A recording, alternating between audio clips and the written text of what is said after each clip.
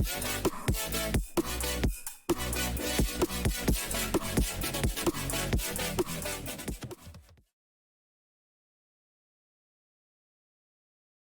this is some guy named Chris, and today I want to do a follow-up on a video that I did a couple weeks ago on integrating Connectwise invoices into Business Central. Once we had that working, and we're still working on the tool, our accounting team asked, is there a way that we can integrate the payments from BC back into Connectwise? So took a look at the APIs, and it is definitely possible. So today I'm just going to step you through what we went through and how we did it. And there are probably multiple ways. This is the short-term way because, again, in our tool, it may be a phase 2, but that is definitely going to be something we are looking into doing. So why don't we jump right in and I'll show you what we did.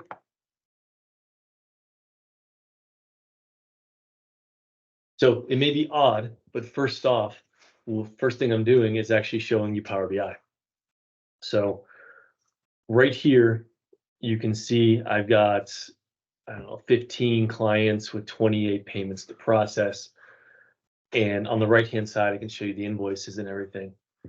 What we needed to do is figure out what has been paid and what hasn't been paid between BC and Connectwise.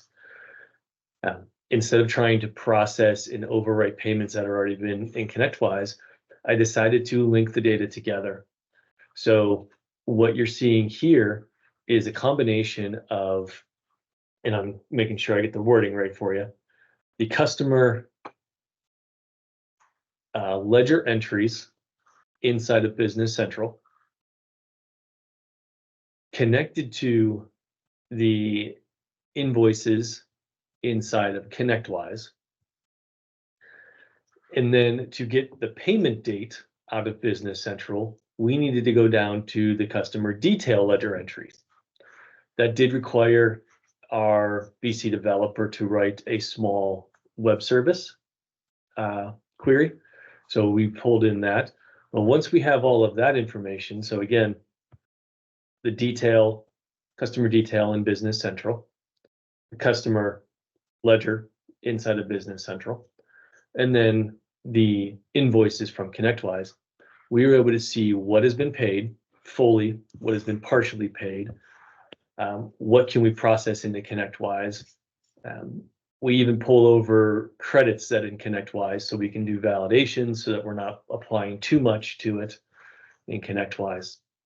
A lot of things were taken into consideration, but what you are seeing here allows us to run this as many times as we want, and this will either post a payment in Connectwise or actually patch a payment.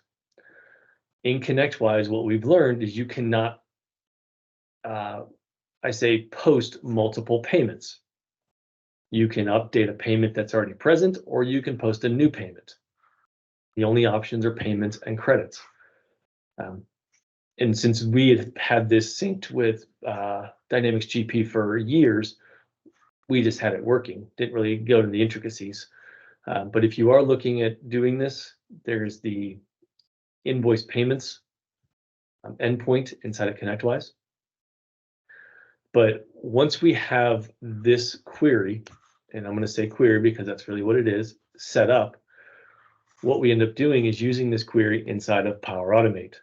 So if I minimize this, see I already have everything processed in the live, but this statement right here, or this, I say not statement, but Power Automate allows us to process the payments. So first thing we do, manually trigger it. This is an easy one. I can automatically turn this into a reoccurring, and then maybe once a day it would automatically process. But so we run a query against the data set, and we go into our workspace or data set, and we evaluate the data pull that we were pulling.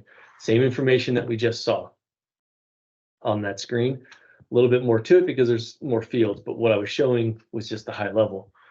But then for each payment, we check to see if the field in here, the one I think is posted or is patched, we check to see, is it a post and we do a post statement, or is it a patch and we do a patch, updating the existing. There is a little bit more, as I'm saying that within the query, we do actually look, and when we're comparing and finding the Connectwise information, we look to see if the patches, if it has already a payment on it, because we have to pull out that payment ID to do a patch.